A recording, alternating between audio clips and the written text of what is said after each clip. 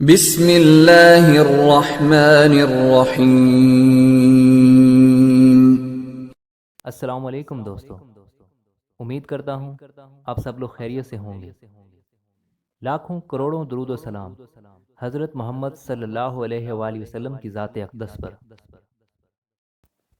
رسول اللہ صلی اللہ علیہ وآلہ وسلم نے فرمایا، کوئی بندہ حرام مال کمائے پھر اس میں سے اللہ کی راہ میں صدقہ کرے تو یہ صدقہ اس کی طرف سے قبول نہیں کیا جائے گا، اور اگر اپنی ذات اور گھر والوں پر خرچ کرے گا تو برکت سے خالی ہوگا، اور اگر وہ اس کو چھوڑ کر مرا تو اس کے جہنم کے سفر میں زیادہ راہ بنے گا۔